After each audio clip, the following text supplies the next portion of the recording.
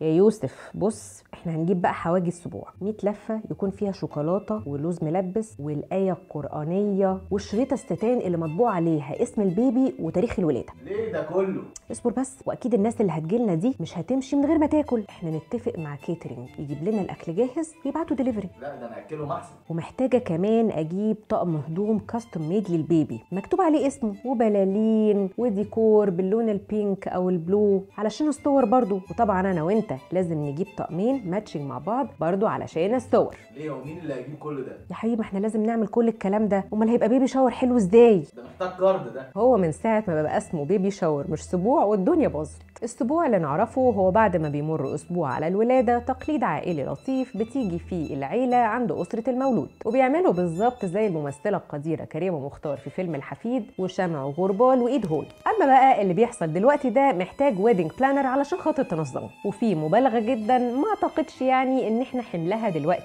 خلي بالكم انا هنا بتكلم عن السبوع مش العقيقه، في فرق كبير. وجهه نظري المتواضعه لما ربنا يرزق حد بمولود في الايام دي ما نتوقعش منه اقامه سبوع، وبالعكس كمان لما هو او هي يفكروا يعملوا مناسبه زي دي نقول لهم وفروا فلوسكم ومجهودكم ونلم فلوس نقطه المولود ونديها للام والاب وهم هيعرفوا يتصرفوا. يا ترى موافقيني في اللي انا بقوله ده ولا لا؟ ولو لا ليه؟